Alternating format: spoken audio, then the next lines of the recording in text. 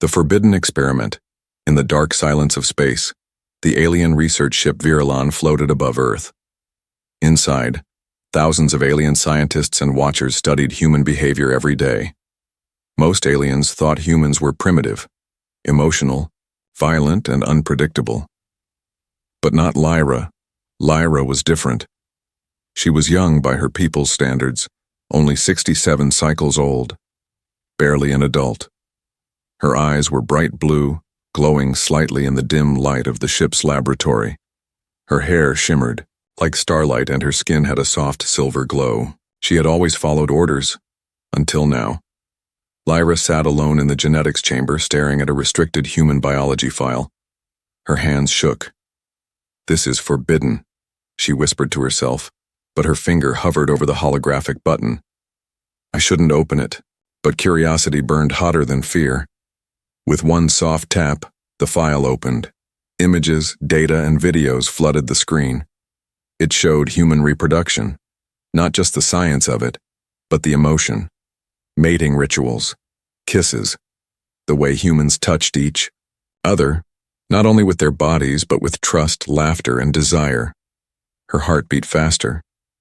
The emotions confused her. "We don't touch like this," she said quietly. "We don't feel like this." In her society, reproduction was controlled in laboratories, cold, clinical, no emotion. Her kind did not believe in love. But humans made it beautiful. Lyraa leaned closer to the screen, breathing faster. Suddenly, a voice echoed behind her. "Lyraa." She turned sharply. It was Overseer Karen, her superior. His eyes narrowed. "You accessed forbidden human data. She paused. "I wanted to understand why humans are so different." "You will be punished. You may be reassigned to asteroid mining," he said coldly. But then he stopped. The screen behind her was still glowing, with one keyword flashing. Reproductive compatibility test initiated. Karen's eyes widened. "You started the experiment?" Lyraa's eyes lowered. "Only the simulation. It's no longer a simulation. A human volunteer has already arrived." "What?" "Yes. He thinks he's here for psychological testing. We can't cancel it now. You've triggered a live bond test. The council will not be pleased." Lyraa's breath caught in her throat. "What's his name?" she asked softly. "Jack Carter. Human, male, soldier." The room was bright and cold when Jack entered. He was tall, with messy brown hair and a tired face. Scars marked his arms, signs of past battles. His expression was calm, but his eyes were sharp. Lyraa sat across from him, her hands folded tightly. "You're not like the others," Jack said after a long silence. She looked up. "Others?" "The other aliens I've met. They study me like I'm a bug. You look like you actually want to understand." Lyraa tilted her head. "I do." Jack smiled slightly. "Then ask. I'm here, aren't I?" She hesitated. "Do humans enjoy reproduction?" He blinked, then chuckled. "That's your first question?" "I saw videos. It's more than just science for you." Jack leaned forward. "It's connection. It's about being close. Trust, intimacy, sometimes love." "Love." She repeated the word like it was from another world. "You don't have that?" "We don't believe in it," Lyraa said. "Our pairings are chosen by DNA strength. Emotion is seen as weakness." "That's sad," Jack said softly. "Maybe that's why you're here." Lyraa looked at her hand, then back at him. "May I touch your hand?" Jack nodded. She reached forward, and as their fingers met, a spark passed through her. A jolt. Her pulse raced. Her skin warmed. Her body responded in a way she couldn't explain. She pulled her hand back quickly, gasping. "What was that?" she whispered. Jack's face grew serious. "That's how it begins." Lyraa stood up, breathing hard. "Something changed. My body. Something changed when I touched you." Jack stood too. "What does that mean?" "I don't know." She said, but it wasn't supposed to happen. This was only research. But now, I think I've crossed a line. Behind the glass wall, hidden cameras watched everything. And in the shadows, the council was already preparing to intervene. The experiment had begun, and nothing could stop it. Now. His touch was different. Lyraa sat alone in her private chamber, staring at her hand, the same hand Jack had touched. It still tingled. Her people believed physical contact was nothing. But this was something else. Her body was reacting, strangely. Her heartbeat was faster, her temperature had risen, and worst of all, her thoughts kept returning to him, to the human, to Jack Carter. She ran a body scan on herself. What she saw made her breath catch. Hormonal fluctuations, neural activity in regions of her brain that were normally dormant. And, something even more shocking, her DNA was changing. "This is impossible," she whispered. Her people's biology was stable, nearly unchangeable, but now her system was reacting to human contact like it had found something it needed, and she had only touched his hand once. Meanwhile, Jack sat in his holding room, confused but calm. He didn't know what he was part of, but he sensed it was important. Lyraa had seemed different from the others. She wasn't cold or distant. She had felt something, and so had he. "I've never seen an alien tremble like that," he muttered. Then, the door hissed open. 2 guards entered. "The female requests your presence again," one of them said. Jack raised an eyebrow. "Is this part of the test?" No one answered. This time, their meeting room was warmer, quieter and smaller. Lyraa stood inside, waiting. Her posture was tense. Her eyes flickered toward him as he entered. "You came back," she said. "I was invited," Jack replied with a half smile. "So, what now?" "I don't know," she admitted. "Something is happening to me." "After we touched, my body changed." Jack took a slow breath. "That's not normal for your kind?" "No, it's not normal at all. I think I've broken a rule no one ever expected." "Do you regret it?" he asked. Lyraa paused. "No." That one word hung in the air, heavy with meaning. She walked closer, slow and hesitant. "I want to understand it, this reaction, this feeling." Jack tilted his head. "You mean attraction?" Lyraa blinked. "Yes." "That's what it's called?" Jack chuckled. "Yeah, it starts with a look, a touch, a connection. But it's more than chemicals, it's choice, emotion, risk." "Risk," she repeated softly. "I feel that." Right now, she reached for his hand again. He let her take it. This time, it wasn't just a spark. Lyraa gasped. Her entire body glowed faintly, something no alien had done in recorded history during a live experiment. Her pupils widened, her breathing deepened, her hand didn't tremble. It held his. And then she whispered, "I think I'm becoming something else." Behind a hidden screen, high above the testing chamber, the alien council watched with grim faces. "She has initiated a bond link," said the oldest among them. "It's stronger than expected."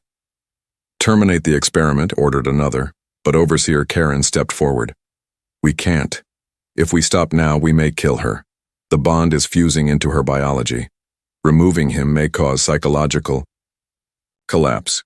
"Then remove them both," said the council leader coldly. "They're evolving," Karen said, staring at the screen. "They may become something neither species has seen." The council fell silent. Then a decision was made. Observe, for now. But if the bond continued to grow, they would both be considered a threat. Later that night, Lyraa stood at the window of her room looking down at Earth's blue skies. Jack stood behind her. "Your world is beautiful," she said softly.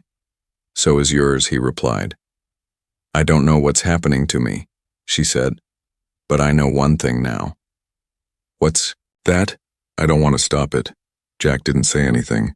He just placed his hand over hers again, and this time she didn't pull away. "What did you do to me?" Lyraa couldn't sleep. Her body no longer felt like her own. Every breath was warmer. Every heartbeat louder. Her senses had grown sharper. She could hear distant footsteps, feel the air brushing against her skin, and even sense Jack's emotions when he entered the room. No alien had ever experienced this. It felt human, it felt alive, and it scared her. She stared at her reflection in the mirror. Her eyes glowed brighter than before. Her skin shimmered in soft gold instead of silver. Her DNA scans showed something impossible, new strands forming, ones that looked human. She slammed her hands on the counter and whispered, "What did he do to me?" Meanwhile, Jack was pacing in his room. He felt a strange pull toward Lyraa, not just physical but emotional. He couldn't explain it. He'd known her for only a few days, but it felt like he'd known her forever. She was changing, but so was he. "I've fought in wars, lost friends, been through hell," he muttered. "But nothing scares me more than this connection." The daughter buzzed. It was her. Lyraa walked in without speaking. Her eyes locked onto his. "Tell me," she said, voice trembling. "What happens to humans when they fall in love?" Jack was caught off guard. "Why do you ask?" "My body is changing. My mind is full. When you touch me, I feel warmth in places that were always cold. I dream now. I feel things I've never known." Jack walked toward her slowly. "That's not just biology, Lyraa. That's connection. Love is like gravity. It pulls you toward someone even when you try to resist." She stepped back, afraid. "I didn't come here to fall. I came to learn, to observe." "But maybe," Jack said softly, "this was never about science. Maybe it's about something more." She looked down at her hands again. "My people will see me as corrupted. Then let them." "No," she whispered. "They won't just exile me. They will destroy both of us." At that moment, alarms blared through the research vessel. Emergency red lights flashed. Jack instinctively grabbed her arm. "What is that?" She checked her wristband. "They've discovered the DNA merge. The Council knows. We have to run. Now." He didn't hesitate. "Where do we go?" "There's an escape shuttle hidden near the outer bay. It's used only in case of disaster, but we'll need to bypass 4 security fields." "You've never done this before, have you?" "I've never broken rules before." Jack grinned. "Good, I have." They raced through cold metallic corridors. Sirens screamed around them. Surveillance drones chased from above, scanning for their heat signatures. Jack grabbed a metal pipe and took out the first drone with a single swing. "You were a soldier," Lyraa said, eyes wide. "Still am," he replied. As they reached the last gate, Lyraa hacked the control panel with trembling fingers. Jack looked back. Guards were closing in. "You got this?" he asked. "Yes, I think." "You think?" "I'm still learning human confidence," she snapped. The door whooshed open. They jumped into the shuttle. Lyraa hit the launch button, and the craft shot into space just before the chamber sealed behind them. Silence. Stars floated around them. Earth shone below. Jack leaned back, panting. "We made it." Lyraa didn't answer. She was staring at her hands again. Her skin was shifting colors, gold and peach. Her eyes no longer glowed blue. "Jack," she whispered, "I'm scared." "What is it?" "My body is not just reacting, it's transforming. I'm no longer fully alien." Jack looked at her. "You're not changing into something less, you're becoming something more." Lyraa looked into his eyes, and this time, she didn't ask for permission. She kissed him, and something deep within both of them changed forever. The Alien Council's warning in the heart of the galactic core, far from any human satellite, the Zarathi Council gathered in a vast black chamber. 12 elder minds hovered in anti-gravity seats, glowing with centuries of knowledge and fear. At the center, A massive screen played surveillance footage, Lyraa with a human, touching, kissing, merging. The room shook with disapproval. "This is not science," one elder hissed. "This is defilement. She has awakened dormant genes. Her DNA is mutating with human strands. Unacceptable. Such hybrids could destabilize the balance between species." Overseer Karen stood silently. Before the council, he had once trained Lyraa. Now he was forced to speak against her. She did not plan this. It began with a single touch. But now, it has gone beyond control. "Is the human a threat?" Karen nodded once. "He is trained, intelligent, and worst of all, he cares for her." A heavy silence fell. Then came the ruling. "Bring her back, dead or alive." Meanwhile, aboard the stolen shuttle, Lyraa sat in the co-pilot seat shaking. "I got a message," she said softly.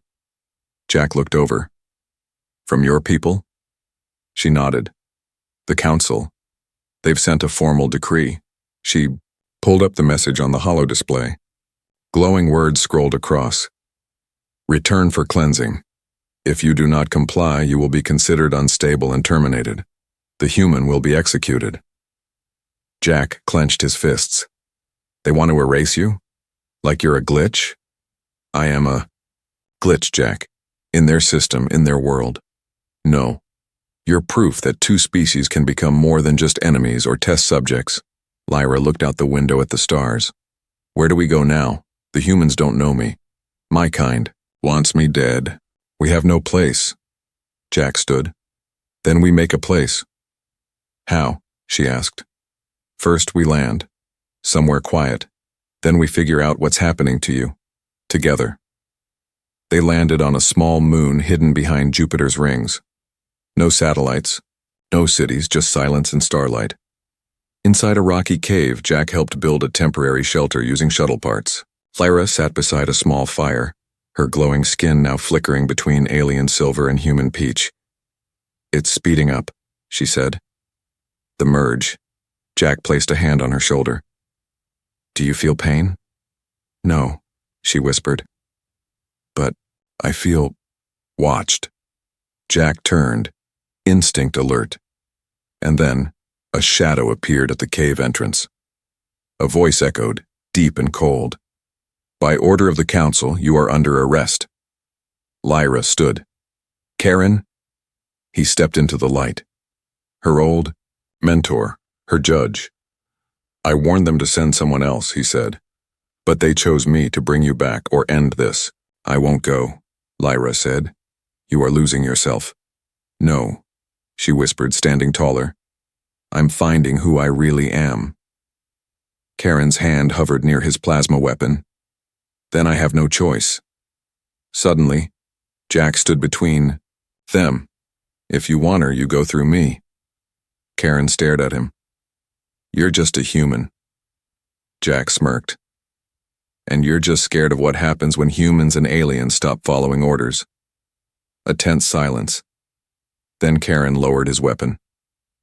"I'll give you one rotation," he said. "Leave this system. Disappear. If the council finds you again, they will send worse than me." He turned and vanished into the night. Lyraa fell to her knees. Jack rushed to her. "Are you okay?" She nodded. "He spared us. But not out of mercy. Then why?" She looked up at him with glowing eyes. "Because he knows. I'm already something new. And they don't know how to stop it." On the run together, the cave was quiet now. Karen had left, but his warning stayed behind, like a shadow. Lyraa sat near the fire, silent. Her fingers trembled as she stared at her skin. It no longer shimmered in silver alone. Pale warmth now glowed beneath like the first light of a sunrise. She was becoming something new. Not fully alien, not fully human. Something in between. Jack knelt beside her, his eyes steady. "You okay?" She nodded slowly. "I think my people will never accept me again." Jack gave her a half smile. "Good. That makes two of us. They stayed on the moon for 2 cycles. Every night, Lyra's body changed more. Her senses evolved. She began to hear Jack's heart without touching him. She could feel his emotions from across the cave. Her strength increased. Her reflexes sharpened. But so did the danger, because across the stars the Council was already preparing a hunter. In the deep chambers of the Galactic Council, the decision was final. Unit Z-97, codename Eradicator. A massive creature bio-forged from the bones of extinct species stood in silence. It had no emotions, no mercy. Only one goal: erase the mutation. On the 3rd night, Jack heard the hum of scanners in the sky. "We've been found." Lyra closed her eyes, focusing. One ship. Fast. Not normal patrol. It's something worse. They didn't wait. They ran. The shuttle could no longer fly, but Jack had modified its core into a hovercraft. As they sped across the moon's frozen surface, Lyra guided him through narrow ice valleys, avoiding detection. "Where are we going?" Jack shouted. "There's a wormhole tunnel at the pole, only active for minutes each cycle." Jack nodded. "We make it there, and we're ghosts." But then, a red beam shot across the sky, slicing the ground beside them. The Eradicator had arrived. Jack turned sharply. Behind them, the creature chased with unnatural speed. Its limbs were long, armored, and sharp like blades. Its eyes glowed, with lifeless red light. It moved like death. Lyra reached into the console. "I'll overload the core, create an EMP blast." "You'll destroy the hovercraft," Jack said. "If we don't, it destroys us." Jack met her gaze. "We do it together," she smiled. "Human words, I like them." They jumped off the craft just before the core exploded behind them. A flash, a wave of light. The beast staggered, its sensors fried, but it didn't fall. It kept coming. Slower, but still coming. Lyra turned to Jack. "We run now." "Where?" "There," she pointed. "The wormhole, it's opening." They ran across the frozen wasteland. The ice cracked beneath them. The portal shimmered like a spinning circle of blue fire. But the Eradicator lunged again. Jack turned. "Go, Lyra." She stopped. "Not without you." He pushed her. "You're changing the universe. Go!" she screamed. "No!" And then, her body responded. Light burst from her hands. A wave of energy hit the creature, blasting it back with force even Jack couldn't believe. Lyra stood glowing, her eyes fully changed now, gold and blue, human and alien.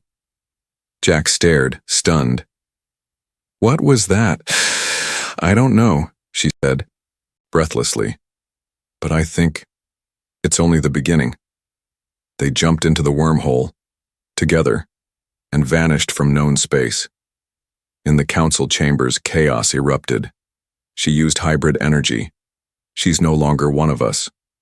She is becoming more. Out in a distant star system, far beyond council reach, Jack and Lyra landed on an untouched world. Lush, green, quiet. A place where no war, no rule, no science had touched. Lyra looked at the sky. "I think we're free. For now." Jack smiled beside her. "You're not what they feared, Lyra." She looked at him. "Then what am I?" He stepped closer. "Your hope. The first spark of life." The new world was untouched by war, by data grids, by cold machines. Here the wind moved slowly through blue-leafed trees. Rivers sang through green canyons. Strange birds flew in golden skies, and Lyra breathed freely, for the first time in her life. Weeks passed. She and Jack built a shelter from the local wood. They harvested fruits, learned which plants glowed at night and which ones healed wounds. They laughed more, slept better. But Lyra knew something was changing. Again. Her body had calmed, but not stopped. One night, while sitting by the fire, she placed her hand gently on her stomach and paused. There it was again. That tiny flutter. Not from fear, not from reaction, but from life. She stood slowly, heart pounding. "Jack," she called softly. He looked up from sharpening a spear. "I need To tell you something. He dropped the tool and rushed to her. What's wrong? I think... She took his hand and placed it against her belly. I'm not just transforming anymore. He looked into her eyes, then back at her belly. Then silence. Finally, she whispered, There's a spark inside me. I think I'm pregnant. Jack stared, stunned. Is that even possible? I don't know. No one ever told us what would happen if two species connected on a deeper level. Our scientists never dared to ask. And now we're the answer. No, Lyraa said, smiling softly. This child is the answer. In the following days, her senses became sharper. Her connection with Jack grew stronger. She could feel the baby's heartbeat. It pulsed not like hers and not like his, but like both. One heartbeat, two bloodlines, one future. One evening, Lyraa sat by the river. The moonlight made her skin glow with a golden blue shimmer. Jack approached slowly and sat beside her. You scared? He asked. She nodded. Not of the child. Of what comes after. They'll come again. Yes? But next time I'll be ready. She turned to him. What if our child is the first of a new kind, neither alien nor human? Something greater? Jack chuckled softly. Then the galaxy better start preparing. Meanwhile, light years away, in the black depths of space, a message was intercepted by a neutral observer ship. Subject Lyraa, confirmed alive. Hybrid seed detected. Threat level, red. The message was forwarded in secret to both human and alien leaders. One word lit up across both councils. Unthinkable. Back on the planet, Lyraa placed her hand over her stomach and whispered to the tiny life inside her. You are not a mistake. You are not a weapon. You are the bridge. And for the first time in her species' long history, a single tear slid down her cheek, not from sadness, but from something no alien had ever admitted before. Hope. Our child will be the bridge, the child was born beneath twin moons surrounded by silence, no machines. No doctors, no laboratories, only Lyraa's trembling hands, Jack's steady voice, and the stars above them. And then, one cry, soft, alive, new, a cry that changed everything. Lyraa held the baby close. Her child had her glowing eyes, but human warmth in his skin, a perfect blend of alien grace and human soul. He's beautiful, Jack whispered. Lyraa looked down, tears in her eyes. He's not just ours. He belongs to both our people and neither. Jack placed a hand over theirs. Then he belongs to the future. But peace was short, because far above their secret world, two fleets appeared, hovering in orbit. The Galactic Council, the United Human Command. Both had tracked the signal, both had discovered the child, and both were afraid. Afraid of what the child meant. Messages were sent. Surrender the hybrid. We must contain the mutation. Turn over the alien female. Humanity cannot allow cross-species reproduction. Lyraa stared at the skies, her child in her arms. They still don't understand. Jack loaded his weapon, face hard. They won't listen. Then I'll make them, she said. They climbed the highest ridge of the planet. Lyraa stood in full view of orbiting drones.